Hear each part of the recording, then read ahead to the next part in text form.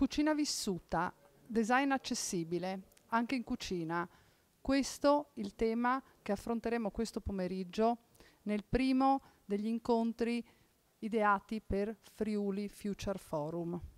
Con noi c'è l'ingegner Paolo Benedetti, che per la Snaidero ha curato l'industrializzazione di una cucina accessibile a tutti. Però prima di chiedergli qualcosa su questa fantastica cucina, vorrei chiedergli, ma come si immagina lei la cucina del futuro? Ma io la cucina del futuro me la immagino come una cucina che diventi sempre più vicina alla vita delle persone in tutti i loro aspetti, per come cambia la vita, per come cambia la capacità delle persone di usare degli strumenti e di approcciarsi alla cucina, dalle persone più giovani a quelle meno giovani. Assistiamo a un progressivo, diciamo, invecchiamento della popolazione e di queste cose, secondo me, bisognerà tener conto e bisogna tener conto già da adesso anche per il futuro. E allora un'altra domanda. La cucina Skyline, disegnata da Lucio Orlandini, come si inserisce nella collezione di cucine Snaidero?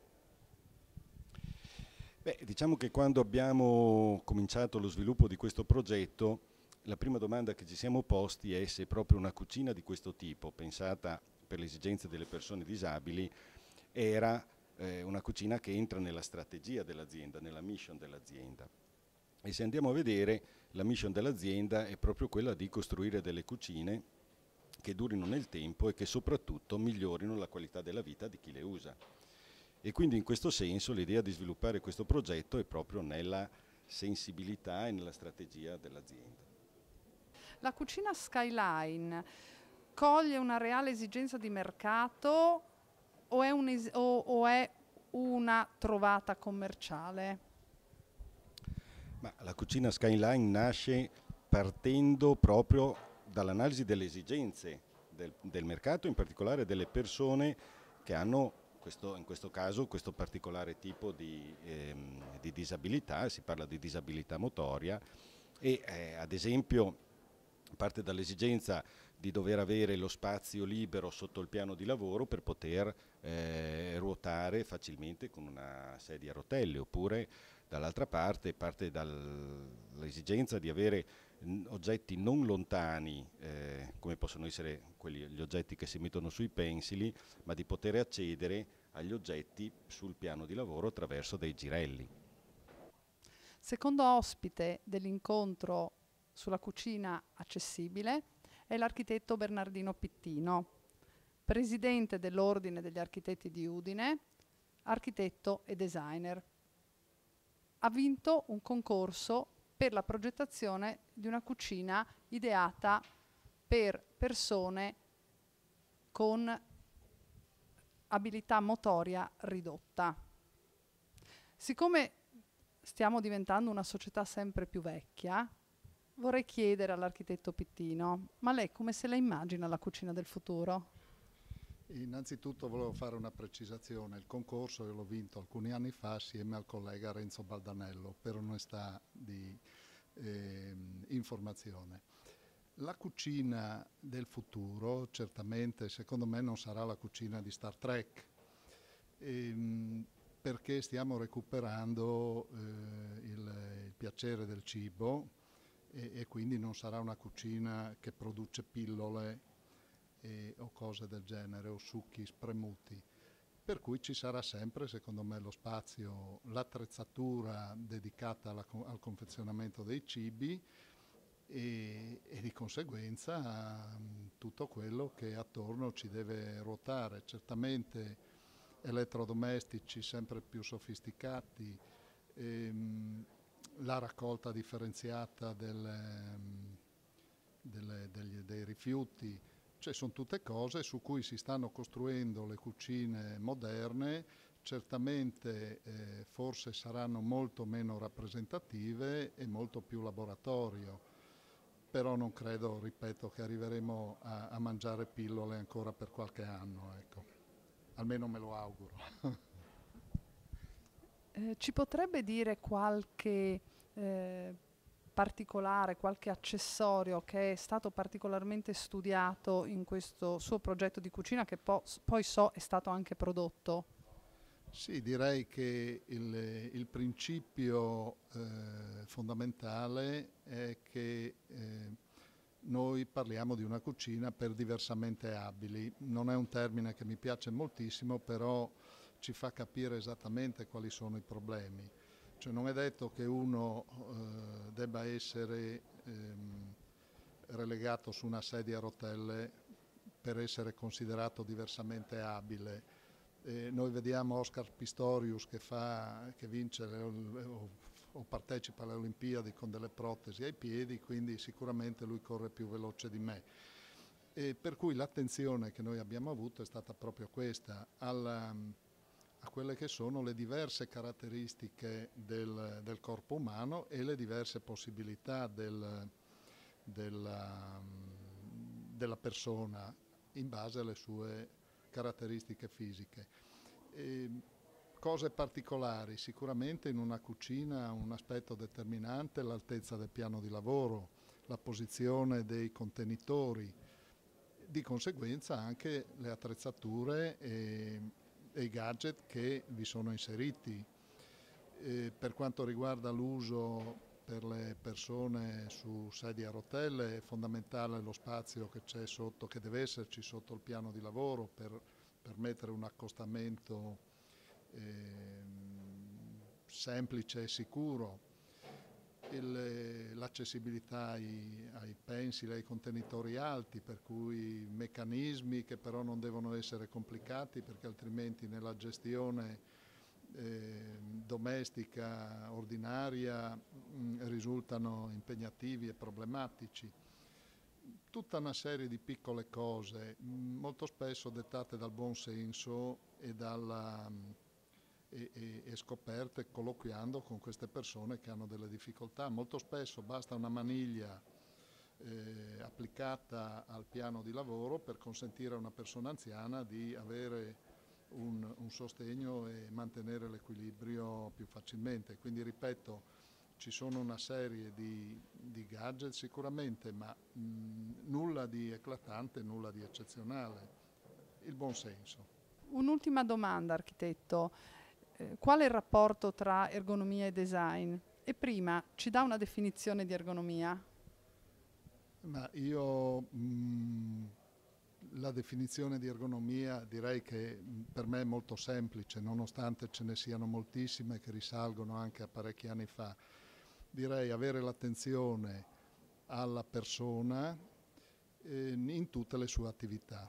Quindi questo passa attraverso la sicurezza, passa attraverso la facilità d'uso degli oggetti, degli spazi, per cui legandomi anche alla seconda parte della domanda, direi che il buon progettare ha già al suo interno l'ergonomia, quindi io non vedo l'ergonomia come una materia a sé stante, è una parte del progettare, come una parte del fare sicurezza, come una parte del testare in laboratorio determinati prodotti, quindi direi che possiamo spalmarla su tutti gli aspetti del design, quindi io non la vedo come una materia che ne dicano i miei amici e colleghi ergonomi, una materia che possa essere svincolata da altri tipi di attività o progettuale o di verifica o di controllo, anche dal punto di vista psicologico proprio, cioè io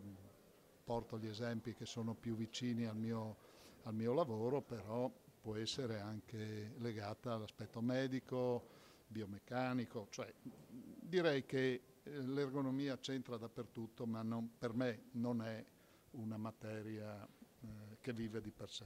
Friuli Future Forum alla Fiera della Casa Moderna, un incontro speciale, cucina vissuta, un viaggio attraverso l'estrema personalizzazione delle cucine per i grandi chef. Armando Pugliatti, titolare della Marrone. Custom Cooking è il payoff dell'azienda. Ce lo spieghi per favore? custom cooking è il metodo di cercare di comunicare che cosa fondamentalmente noi facciamo. Noi facciamo delle cucine che sono essenzialmente dei pezzi unici che devono rispettare esigenze di chef che operano nel mondo dell'hotelleria o del mondo definito del fine dining, della gastronomia più, diciamo, quella più evoluta. Decisamente le richieste che nascono in questi segmenti di mercato comportano una grande capacità e una grande flessibilità, prima interpretativa e poi esecutiva, ed è per questo che noi produciamo e distribuiamo in tutto il mondo cucine con questo tipo di caratteristiche. Non stiamo parlando di numeri grandi come potrebbe essere pensabile nel mondo domestico, ma interessanti da un punto di vista di esecuzione, di prestigio di utenza.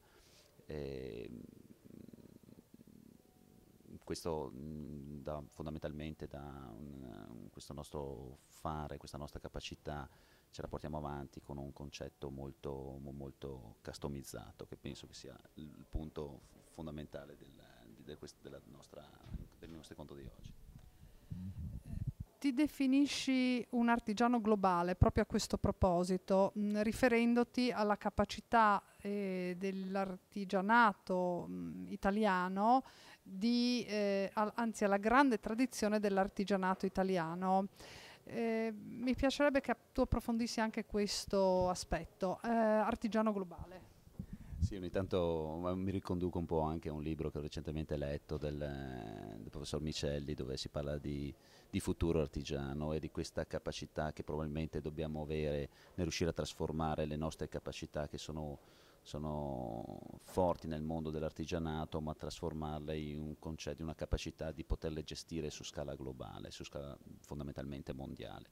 Ed è questo che ha caratterizzato il mio modo di lavorare in questi ultimi anni, di riuscire a portare un marchio probabilmente molto identificato col territorio, molto locale, in contesti internazionali molto allargati, quindi con esperienze che escono dall'Europa, possono spingersi in Medio Oriente, arrivano in Asia, si parla di India, e con una capacità che deve prima di tutto passare dagli aspetti organizzativi prima che esecutivi della cucina stessa.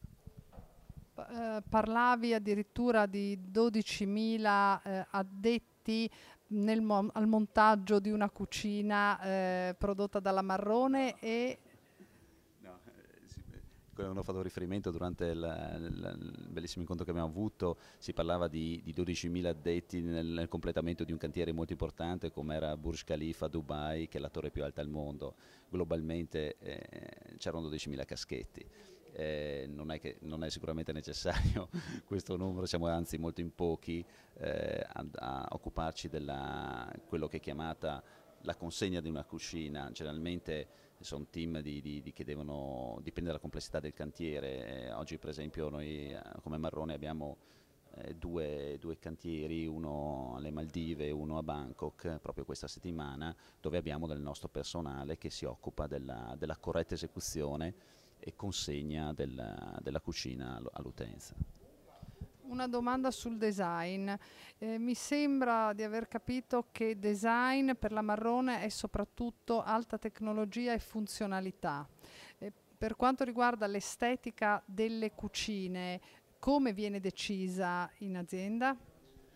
Ma fondamentalmente noi proponiamo un nostro design, ma il design è nel mondo dell'hotelleria, nel mondo se vogliamo dell'alta gastronomia, è molto spesso deciso da architetti, da interior designer. Facevo anche riferimento di quanto ci possa essere anche l'influenza di designer di luci che vanno ad impattare, a coordinare un progetto di cucina, per cucine che sono sempre più a vista, sempre più vicine al cliente.